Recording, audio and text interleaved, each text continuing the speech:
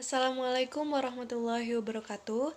Perkenalkan, kami dari kelompok 2 yang beranggota saya sendiri sebagai Fitranti Ayulandari, Kurotul Aini, Iren Bella Pramono, Rista Ayuditya, Vega Rashid Abdullah, dan Riki Hatami.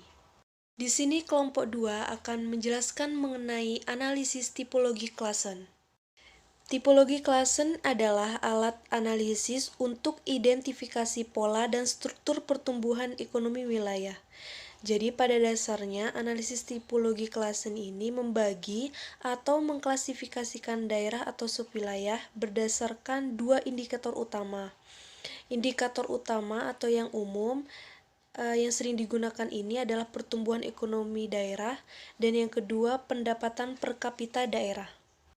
Akan menjelaskan tentang manfaat dan tujuan dari tipologi klasen. Untuk tujuan yang pertama adalah dapat mengidentifikasi perekonomian suatu daerah dengan memperhatikan perekonomian suatu daerah yang menjadi acuannya. Kemudian yang kedua, mengidentifikasi sektor atau subsektor usaha atau komoditi unggulan suatu daerah. Kemudian untuk manfaatnya yang pertama adalah dapat membuat prioritas kebijakan suatu daerah berdasarkan dari sektor, subsektor usaha atau komoditi unggulan dari hasil analisis tipologi klasen.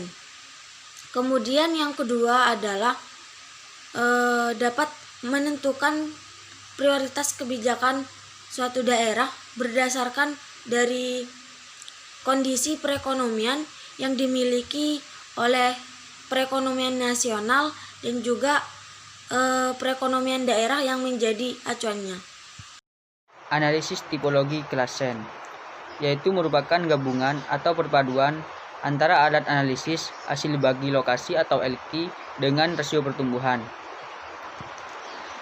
Analisis tipologi klasen dapat digunakan dengan dua pendekatan, yaitu pendekatan sektoral dan daerah. Data yang digunakan dalam analisis ini adalah data PDRB. Selanjutnya adalah klasifikasi tipologi klasen. Dalam klasifikasi tipologi klasen terdapat dua, yaitu yang pertama tipologi klasen pendekatan sektoral. Dari analisis ini diperoleh 4 karakteristik pola dan struktur pertumbuhan ekonomi yang berbeda, yaitu yang pertama sektor yang maju dan tumbuh dengan pesat, yang kedua sektor maju tapi tertekan, yang ketiga sektor potensial atau masih dapat berkembang dengan pesat, yang terakhir adalah sektor relatif tertinggal. Yang kedua adalah tipologi klasen pendekatan wilayah. Pendekatan kedua yang dilakukan dalam analisis tipologi klasen adalah pendekatan daerah, seperti yang sudah diutarakan oleh Syafrizal. Itu yang pertama daerah yang maju dan tumbuh pesat, yang kedua daerah maju tapi tertekan, yang ketiga daerah potensial atau masih dapat berkembang dengan pesat, yang terakhir daerah relatif tertinggal. Saya akan menjelaskan tentang klasifikasi tipologi klasen. Di sini ada dua. Yang pertama yaitu tipologi klasen pendekatan sektoral, yaitu ada dibagi menjadi 4. Yang pertama kuadran 1, sektor maju dan tumbuh dengan pesat, ditandakan dengan GI lebih besar dari G atau SI lebih besar daripada S. Untuk kuadran 2, sektor maju tapi tertekan, GI kurang dari G, SI lebih dari S. Dan untuk kuadran 3 ada sektor potensial atau masih dapat berkembang dengan pesat, GI lebih besar daripada G dan SI kurang dari S. Untuk kuadran 4 sendiri yaitu ada sektor relatif tertinggal, GI kurang dari G, SI kurang dari S, di mana GI merupakan pertumbuhan daerah analisis, G sama dengan pertumbuhan daerah acuan, SI sama dengan kontribusi daerah analisis, S sama dengan kontribusi daerah acuan. Yang kedua yaitu ada tipologi klasen pendekatan wilayah. Di sini juga dibagi menjadi 4 kuadran. Yang pertama kuadran 1, daerah maju dan tumbuh dengan pesat, ditandakan dengan GI lebih besar daripada G, GKI lebih besar daripada GK. Untuk kuadran 2, daerah maju tapi tertekan, GI kurang dari G, GKI lebih besar daripada GK.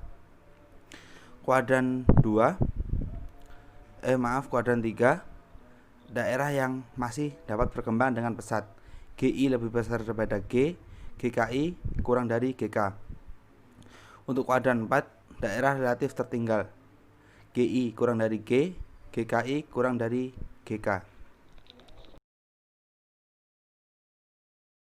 Untuk selanjutnya yaitu ada jurnal analisis tipologi klasen dan penentu sektor unggulan di Kota Ambon, Provinsi Maluku.